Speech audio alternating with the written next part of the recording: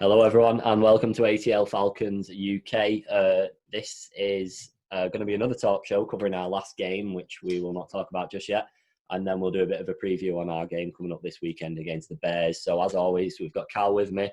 And this week, we've got two UK Falcons. So, we've got Jonathon and Mark, which lads, both followers of ours on Twitter. So, we've chatted to them quite a few times. So, yeah, thanks for coming on, lads. no worries. Welcome. So, that go on, Danny. You can. I'm just going to say, we won't beat around the bush. Let's get the ball rolling. So, what did you both think about the last weekend's performance? I'll go first then. For me personally, it was like the first week against Seattle. Game of two halves. Yeah. First half were fantastic. You can't really complain. We got 4 turnovers. We won 3 of them. We scored 20-odd points. We were up by, 19, I think, at the half. So you can't really complain. The defense stepped up. The offense was rolling. Then for some reason, just like the second half, and I think I said this on Twitter as well, I love to know what they said at halftime because they just come out with a different intensity. It's like I'm bothered. I just do not know what happened. No. And I talk about the onside kick because I know we've been talking about this, but it just baffles me, man. It baffles me. It was a very strange one. Like you said, we were bang on in the first quarter, and the first half wasn't too bad in all, to be honest with you. Well, I don't know who was that. I don't know if it was Danny or Carl that said it, but apparently people have been criticising Matt Ryan. Yeah. Yeah. To me, I don't know how they can criticise Matt Ryan. We've seen criticize him. People saying that the offense should have stayed on the field a little bit longer each play and things like that. Yeah, I can understand that. Yeah, they should have ran the clock. I can understand that. But in the day, every time Dallas scored, he'll come back, he'll lead the offense, and we'll get a touchdown or field goal. So he was doing his job. It was the defense. At the end of the day, it's the defense that didn't step up in the second half. And they're the ones that need to look at themselves at the end of the day. Not the offense. You can't complain. No. The offense did much better than the week previous as well because I don't know if anyone watched last week's show, we were complaining about the offense not being fluid enough, not making the right decisions, especially with the fourth downs, and we fixed all of that in the first half. See, for me, the first week, I didn't really take much notice, take much from that because at the end of the day, I think every team was in the same boat. We're having no preseason with COVID. Everyone was going to be in that situation, and you could see that from last week. Yeah. This week, you could see the good teams really stepped up. Yeah, they did. That was a real good team, and you could see that in the second half when they got rolling. Yeah, I think they could really be a force this year, Dallas. If they can sort their defense out as well, I think they could go a long way because they've got a lot of weapons. Yeah, no. So I'm going to be controversial. Go on. We love it. Have to be being a Newcastle fan. So I woke up on Monday morning and I was angry like everybody else, and took us a couple of days to just take a step back. And I was looking at so I'm a little bit of a bugger for looking at stats, and I think we have improved defense-wise in certain areas, like where, you know, in terms of that pressure the defensive line is putting on. And as soon as we got those injuries, it kind of like it felt like it all crumbled. But one of the things that I found was most kind of most like it was the quandary that I was in, was that actually if you look right, so we are the 31st defense in the NFL. A gold star for either of you three who can tell me who's 32nd. I'm out. I'm tapping out on that one. Not a clue. Detroit? Anybody? Detroit? Seattle. Right. So this is my point, right? Oh. I'm not putting Sunday, although it was a defensive capitulation in the second half. I am not putting that on the defense. I'm putting it on the offense, but not the offensive players. I'm putting this on the offensive coaching, because the best one in the world, right? We went for a 2-point conversion early doors. That failed, right?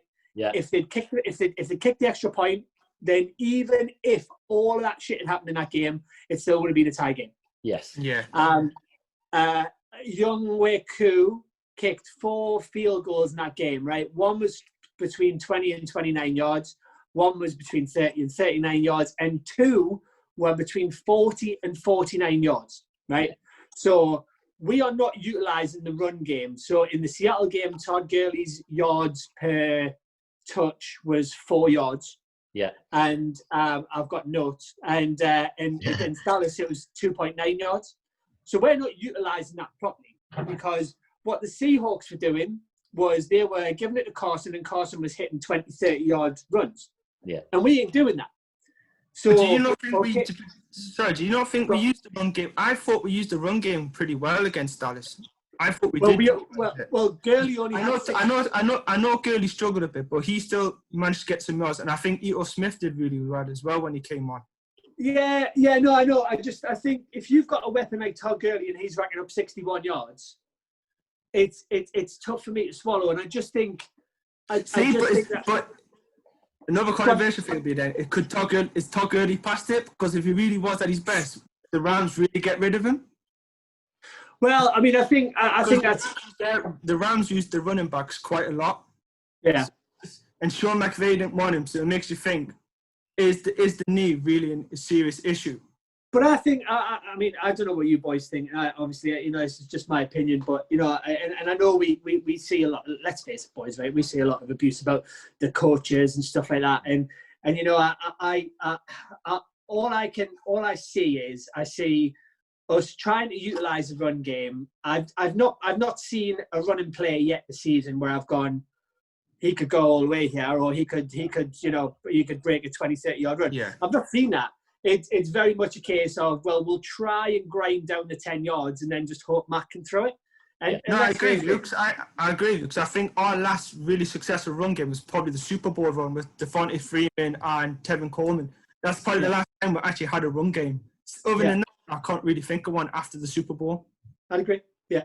I think me and Danny, because obviously we watched it together, we were saying that, like, Gurley, there was like, the O-line did fine, protected Matt very well, but I think they didn't open any space up for Gurley at all. I think that was the only thing that was missing.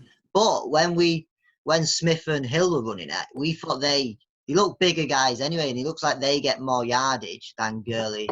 Like, they have more push power through it. Yeah. If you look at Zeke for them, he will go into 2 yards, but he'll like roll himself over. He'll push himself an extra 3 or 4 yards, and I don't think Gurley was doing that at all. But I think we should be using Smith and Hill in getting more down the field, and then maybe Gurley in the red zone. That's what I would think. Yeah. Agreed. But we're doing it back to front at the moment in time. Literally back to front at the time.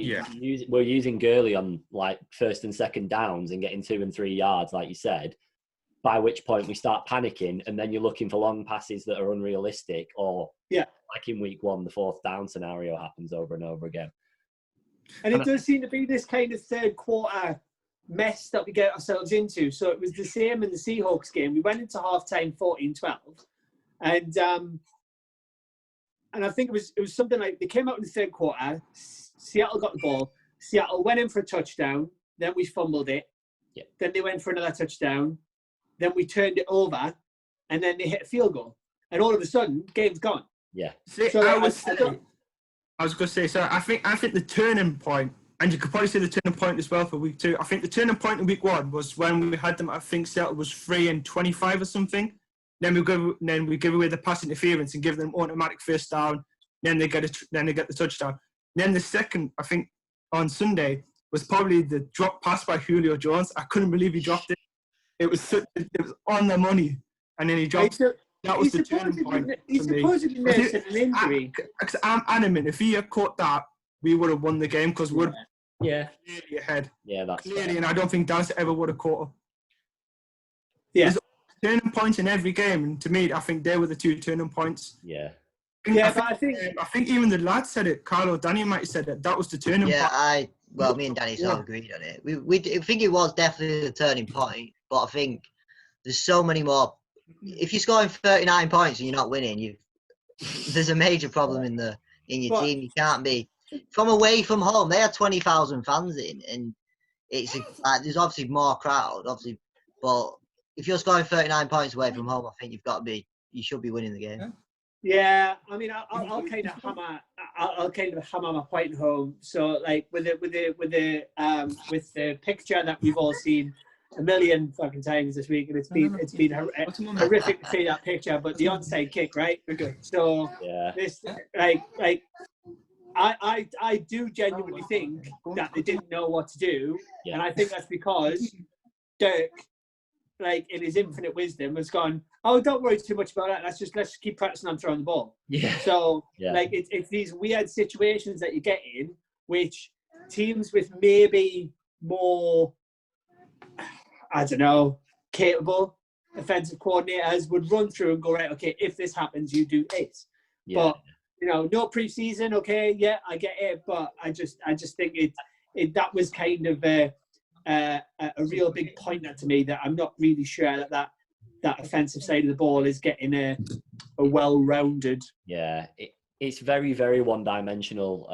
We've said it over and over again, and it's the passing game, and if that doesn't work, then it's a 2-yard run, and then you're panicking, and that's not changed. It was the case last year, and it's been the case at the start of this season. We have had good plays in both matches, but then when the playbook's not working, I don't think there's a big enough variety to mix up what we're delivering at the moment in time.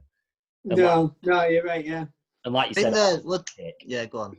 I was just going to say, like you said about the kick, there's 3 players in immediate proximity to the ball that could have 100% got it, and there's another 2 that could have fought for it and at least put And I can't.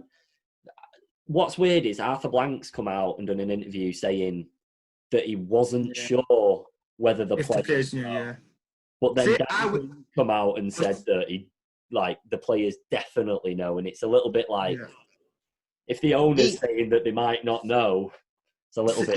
You could say they're scared of making a mistake. And that's, I was about to say this. See, I think I've always said this. I think they knew the rules, but by the looks of it, it's like they've been taught not to touch it, or like you said, they froze and they got scared because if we dive on it and we touch it, it comes a live ball. Doesn't matter if it comes a live ball. And all of a sudden, if we give the ball away or we make a mistake, we give them the ball. We're already mid capitulation, so kind of nobody wants to be that guy who goes.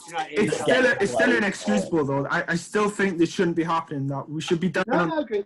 Yeah, when you're a player in the NFL and you're on a multi-million-pound contract, every single one of them, if you've not got the confidence in yourself or your own ability to make a play that is not a complex play, that is not a hard play, I'm pretty convinced that, of course, not in those circumstances, but any one of us could jump on a ball that is literally rolling on its side. I'm not saying it's an easy task, but for players that have spent their entire lives training for these sort of moments, it should have been a walk in the park.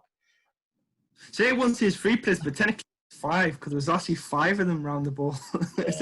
Worse. And I think the worst one is, I think it's the one that's closest to the touchline.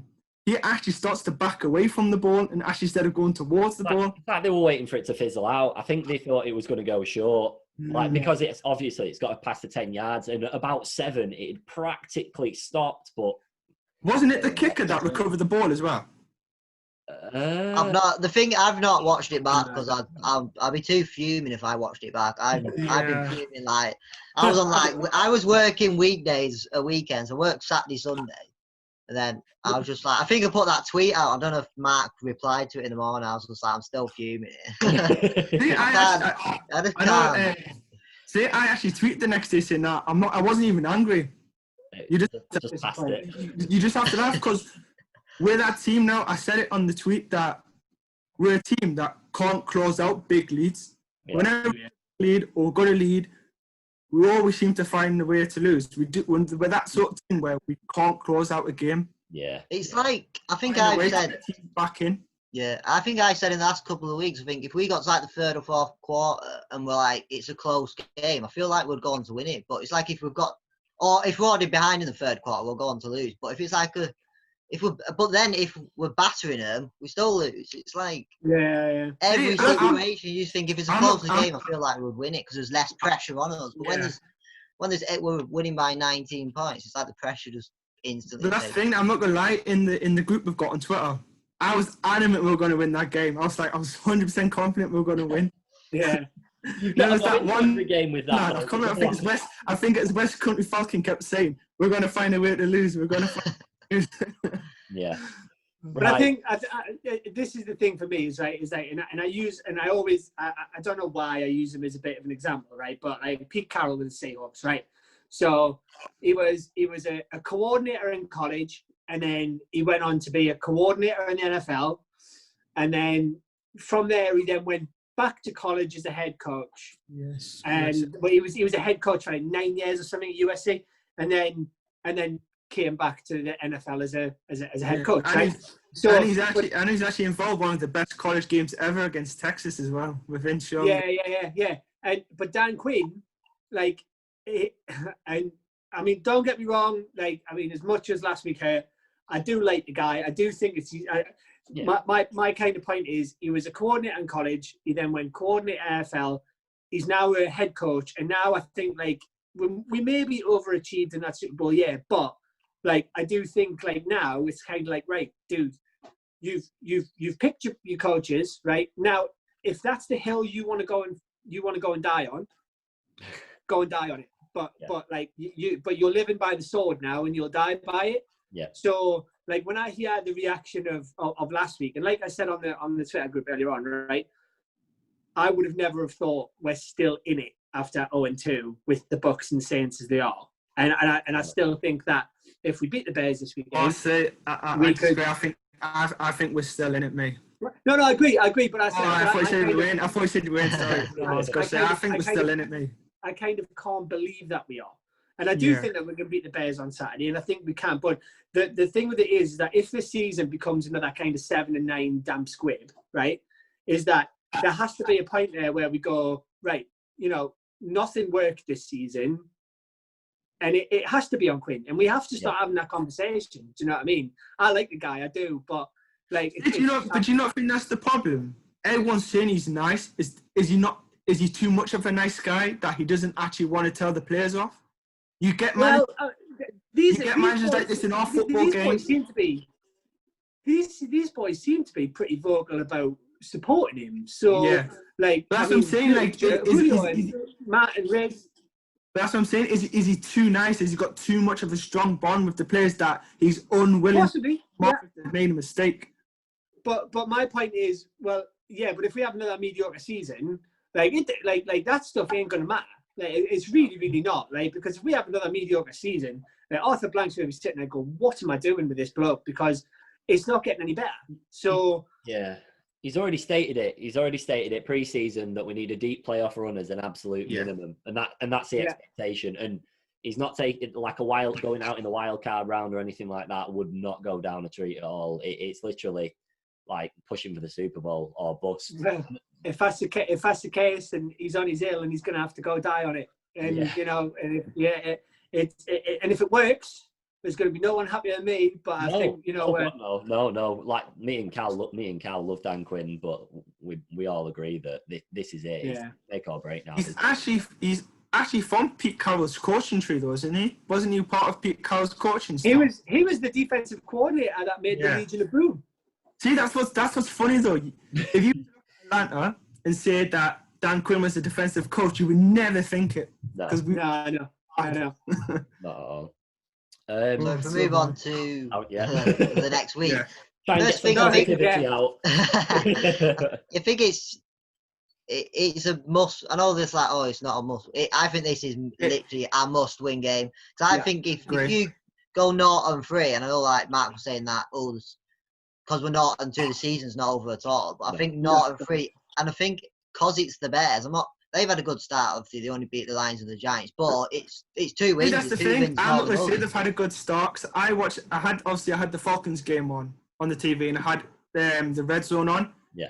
And watching Red Zone, the Bears didn't look that good, and they were playing a banged up Giants team, and Giants aren't that good. They had lost Barkley as well in that game. Yeah. And so the Bears are. Mitch, I've seen people on Twitter saying, we're going to make Mitch Trubisky look like a main quarterback. I don't think we will. I don't think he's that good. So when I was having a look at the stats before I came on, so the Bears are 23rd in offense, 16th in defense, 29th in passing, and 10th in rush. But the thing of it is that they're 10th in rush, right? And we're 31st or something, I think. No, 28th. But the thing of that is that they're only 50 yards ahead of us. So I know stats don't mean a lot sometimes, but realistically speaking, I think this is a very winnable game. Yeah, the only player that scares me for Chicago is Khalil Mack, obviously, because he's an absolute. Yeah. He's the only one that really watches, and probably Allen Robinson. Yeah, but I mean, I suppose we have seen. I mean, I think we all have to agree we have seen improvements in that offensive line. Yeah. Well, Matt Ryan only got sacked once on Sunday. Yeah. I mean, so they're doing the job. He only got sacked once, so they're doing the job. Yeah. I think time in the pocket. It's definitely a must-win game for me completely. I think I think the Saints have got Green Bay, so hopefully Green Bay. Yeah, that'd be a hard game. But I think first we've just got to win our game. If you go to lose this, you're thinking, like me and Danny had predictions and think we had us 2-1 after the first 3 games. Obviously, it's not and 2, but it's the Bears. I think the most. I'm not saying that last year he wasn't that good, but he still ended up with an all right record. I agree with you. It's a must-win game because after the Bears, we've got Green Bay at Lambeau. And the way Rodgers is playing at the moment and Aaron Jones, I'm not looking forward to going to Lambeau. No. I think it's games like that though, right? Like it's kind of like it's games like that where you go, okay, well, probably win. Let's have a shootout then. Do you know what I mean? Yeah. Because I mean, don't get us wrong. I think Green Bay's defense is better than ours, 100%. But I also think that we're capable of scoring against anybody. Yeah. So like in that kind of a game, we have to just go, right, okay, well, we're shit at defense. We know that. So let's just try and make their defense be shit as well. Yeah. Yeah. If you go in 1-3 and you are 1-2 to that game and and you've got all the fans that will probably lose it, then what is there to lose if everyone else is you're not thinking? But we'll stick on to this game first because we're probably not 3 by the end of it. Like you were saying, Cal, it's a bizarre one because they are 2-0 at the moment in time, but most people would have probably had them on for 0-2. So, but you can only play you can be playing who you play, don't you? Exactly. You can only play what's against you. And to be honest with you, although they've not been perfect, they've still got 2 wins at the end of the day. So they're going into the games confident whether they're better than us or not as a team. Yeah. And we are not. Regardless of individuals might have confidence, but the feeling in the dressing room cannot be great at the moment in time with everything that's I think it's the manner of. Is it at Chicago? No, it's at our place. No, it's at it's at ours. I think it's the. I've got the fixtures up because I was going to say. I think I've said it on Twitter. People have seen it. I think we'll go 6-1 in our next 7. I said this. We're going to be 6-3. Where's your loss? Green Bay. So I said we'll beat Chicago. We'll lose to Green Bay. We'll beat Carolina. Right, for me, we have to do the double over Carolina. Oh, yeah. Right? So we've got Carolina after Green Bay. I actually had us losing to Minnesota in my prediction, but the way Minnesota at the moment, I'm confident we can go to Minnesota and get the win. Yeah, they don't look like the defensive unit they used to be. Yeah. Then we've got Detroit. I think we should beat Detroit. Then we're at Carolina. I think we'll beat Carolina again. And then we're at home. I think we'll beat Denver. I think we can easily go 6-1. Yeah, I think easily. There's no reason why we can't go 6-1 looking at that fixtures because we can. The thing, with you saying that, I wouldn't even when you said 6-1, then I was just like, no, but because you read the fixtures out, break it down. I'm not going to say we're going to 6-1 at all. Like we've got to be. I'm not saying we're going to do it, but I'm really confident that we can. But I get what you mean because it's like I thought the Vikings would be good this year, and I did. It's the 0-2 straight away, and like what did they score? 10 points on the. And it's not just 7 points in the last few minutes. Yeah. It's not just 0-2 though. They've been literally blown out by both teams. Yes. The Colts, they got absolutely blown out by the Packers as well. And then we've got the Lions as well. See, we've got the Lions as well. Yeah, we've got Detroit. They've not won a game since October. So if that comes to that game and they've still not won a game and they beat us, that's it. I'm done. I seen an amazing stat about that earlier on, and it was since the Lions have last won a game, every NFL, NBA, and AHL team have all have all won one. Unbelievable. But that's written in the stars for it to go absolutely tits up against us. You know it is. That's like that. I think I said this as well, though. For me, I think the Saints, the Bucks, and us, I think we'll all beat the Panthers this year. I think we're all going to do the double over them. For me, it's about splitting both games with the Bucks and the Aints. Yeah. I'd be surprised if Carolina win a game this season. Or even get into the automatic spot. Yeah. I'd be surprised if Carolina win a game this season, if I'm honest. But I think this. I would have said they would have won a game if it wasn't for McCaffrey getting injured. That's fine. Yeah. Because he's out for 3 weeks. He's only their offensive player. They go for him all the time. Yeah. And I'm still not sold on Tampa Bay being anything more than average. No. I mean, back in the day, Tampa Bay still got a lot of weapons. Yeah. Chris Godwin, Mike Evans. I know Gronkowski's not done anything yet, but he's going to step up at some point. You've got a lot of weapons, but there's also a lot of hype, and you've just got to play. You've got to play for what's in front of you, and not what people are saying about them. I've not seen. 100%. Yeah. Mega, like absolutely mega. If we go back to obviously the Bears game on the weekend, So we'll go for we'll do a score prediction and that, but just because we always do it. But who do you think? I don't know about our injuries. Have they all been announced? No, not yet. But it looks like Julio might be out. Pat McKinley's out with a groin. Caleb McRae's out with a knee. Olacon's got a hamstring, and Ricardo Allen's got an elbow. But timeline-wise, we're not. Oh, right, I've not seen the time-wise. No, I don't think it's all I know. But I think Tack's a big miss, personally. Tack and Julio, because they're monitoring his hamstring, are absolutely huge. But Julio, last game, should not have continued to play. You could see it for about half of the game that he just wasn't finding form, and he would have caught that ball. He would have caught that ball for the touchdown without a doubt if he was absolutely peaks. He went straight down after that. But he's that type of player, though, isn't he? He wants to play. But I think that's I think that's also a coaching part, because if you could tell, if we can tell as fans that he looks like he's pulled up a bit. If he's injured for the next 4 weeks because he's played an extra 2 quarters of a game that we lost, or go off when you should do. I get why he has the motivation to do it, etc. But it's a long term. The season's so short. Yeah, it's coaching, though, isn't it? It's coaching, because I'm sorry, but Bill Belichick would have just gone, get off that field and sit on your ass. Yes. Yeah. And had faith in the other players that are in the roster that were sat there waiting for their opportunity to step on in that position. I think this weekend's Bears, we should just go, is sit it out and let them double Ridley, because Gage has shown what a player he is. Zacchaeus showed a bit of promise last week as well. Yeah. I would just go, look, we've got a tight end who's got a proper engine. Just sit it out, because actually this mob, realistically, 16th defense, all we need is a bit of time to run the ball. Yes, okay, we've got Matt bearing down my neck, but like we say, the offensive line's getting better. So what we got to lose? I wasn't even nervous. Just Gage and Hurst both got touchdowns on Sunday, so yeah.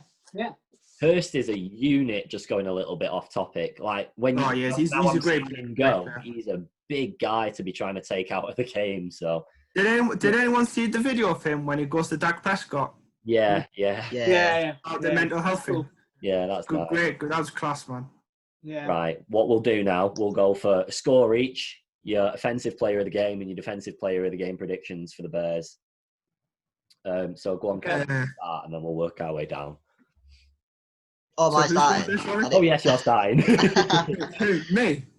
No, I'll do the first one. Oh God, I can't even remember who I went with last week, but if Tack is fit, I'm gonna go for him for the defensive, just because I think the pressure on and their O-line's not perfect at all. I think if he is fit, he'll I think he could destroy it at times.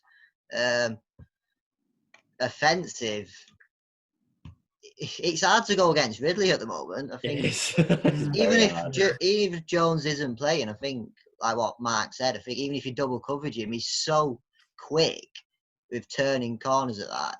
I think he's guaranteed another 2 touchdowns. He's a proper route runner, like. Unbelievable. And then for the game, I've not even thought about a prediction. I've not even thought about the game. I'm just like, we've got to win it, and that's about it. I'll go for 31 points to us, and I'll say they'll get 14. I think they'll definitely score a couple of times. Yeah, I'm gonna go for that. I'm gonna go. I'll go for my score first. So I'm gonna go for a nice little 31, maybe. But I'm definitely going for them on a 28. I'm having it literally down to a field goal again because I have no faith in our defence at the moment in time. I'm not saying that we won't step up at some point, but I know for a fact that I can literally envisage myself now with 2 minutes on the clock and all that's in it is 3 points, and I'm just sat there sweating. So I think with me saying 14, it's like that's what I'm more. It's like even if we win the game, you've still got to. If we're still letting 28 points in against the Bears, then it's still a massive issue. That's why I've gone for. I just want a win on the board, though. I don't care how it happens. And for offensive, I'll go for Ridley as well because I can't see past him at the moment in time. I'm going to go for Grady on the defensive this time, just because he got a little bit not flat last game, but looked a little bit out of sorts, like the rest of them did. So I think if there's one leader in the defence that's going to step up, it'll be him that'll do it. Mark, do you want to go? 35-18. Offensive player, Gage. All right. Defensive player, Marlon. If he's playing. Yeah. And I'm going to say if he's playing, he's going to get 3 sacks. That would be a debut and a half. That would be. Thank you. Taking me off. I'll take that. I would definitely take that, especially the amount that me and Cal have hyped up Marlon over the offseason. Yeah, 100%. We're ready for it. We're ready for it. No contracts, no nothing. Go on, John. I'll go for a 30 points to 10 win. I don't see Chicago scoring a lot of points, to be honest. I know our defense is not that good, but Chicago ain't that good on offense either. No. And I want us to have a big lead, and I want them to hold it because they'll gain confidence from it, and they'll be able to say, "Look, we can hold on to big leads." Yeah. I think we'll win big, 30 points to 10. I think that's necessary going into the Green Bay game as well. So you're probably right that we need a win like that, because if you're only scabbing it by a field goal or even like... That's what I'm saying. I don't want to scrape it. I want to let me blow them off the field. Yeah. Just blow them off. Yeah. Show them that we're superior. I'm going to go for Aiden Hurst as my MVP. I think he stepped up last week. I think Matt Ryan's starting to trust him a bit more now. Yeah. I think he's going to get more plays. On my defense, I'm going to go for Denard. Okay. He had 7 tackles on Sunday, and 6 were solo tackles, and he also had a tackle for a loss. Yeah. So I think he's going to get more tackles this week for a loss. I'm going to go for 3 as well. Yeah, I'll take that. I think go on. He almost got an interception last week as well, Denard. So yes, he did. That's where we're struggling at the moment, though. Yeah, still no interceptions. It's worrying. Nothing at all. And I thought the kind of players that we have at the moment in time, I thought that's a stat that we'd be like racking up. Although I was really, really buzzing to see the grade that Terrell got. Yes. Because you've got to remember as well, like we said, like Dallas is offensively pretty potent, and he covered that pretty well. So it's kind of good because he got a lot of flack, right? Everyone was like, "Who's this kid?" Blah blah blah. Oh, he got done by LSU in the championship game, blah blah blah. And just to see that kind of reaction again, it's kind of one of the positives I think we really need to take from it. Oh, see, I'm a big college fan. I love college. My team's Georgia Bulldogs. So I follow Bulldogs. Yeah. I've always liked ATLFalcons, and for me, it's just like any rookie. It's going to take time to settle in. It's going to take time. The game's a lot quicker. They all say that the biggest difference between college and the pros is the speed. The speed is so much quicker. Yeah. I know, it's Clemson though, isn't it? Because you can never really tell with Clemson because they're a really good team, but they're in a crap division. So sometimes you always wonder. Yeah, I'm going to disagree though. The ACC's getting out though. North Carolina's coming up now with Powell and stuff. So Yeah, true. Yeah. this year only you've got Notre Dame in it as well. So yeah, they haven't been good for a while. Me and Danny are just pretending what you like. We're new to NFL. I think we'll probably leave the college football. Obviously, when it comes to the draft, we'll obviously like look into a lot more. But it's on BT Sport. Like probably. Yeah, Ed Orgeron. Yeah. If you want to get into college football, lads, I'm telling you, man, the game to watch this weekend, it's in the SEC. It's probably going to be Kentucky, Auburn, or Tennessee against South Carolina. They're going to be really good games this week. Got nothing better going on, so may as well. Go. No, they're going to be good games. Like, because obviously I'm a Georgia fan. We're playing Arkansas. We should beat them quite comfortably because they're awful. Right. Okay. Well, like we said, we'll probably stick to our Georgia, Atlanta area anyway. So yeah, it should be a Bulldogs. Stay away from Georgia Tech, though. If you're Georgia Tech, I'm leaving that group, man. Don't like. Or Florida, especially Florida. If you go to right, it's like anyone I see with a Newcastle top on. I know what even think about that. No, I know. Obviously, we both knew one was a Newcastle, and we didn't think about any. Well, I'm from Sunderland, but my ma's from Newcastle, so my family split down the middle. My dad for Newcastle, and my dad's all Sunderland. And you do the short straw, so fan, and I'm a Sunderland fan. Right, lads. It's been a pleasure. We'll definitely try and get you back on sometime soon. Hopefully after a win. Definitely. Yeah, 100%. I'll come back on if my prediction comes off 6-1. I say. I'll take it. If your prediction comes off, I think me and Cal should have to do some kind of forfeit live on YouTube. Yeah, 100%. I'll take it. So you've got that on video now. Everyone's got that. Yeah, 6-1. Like I said, thank you for coming on. We'll definitely try and get you both on again soon. And thanks, lads. Let's hope this weekend goes well. So thank you everyone for watching, and keep in touch. Rise up.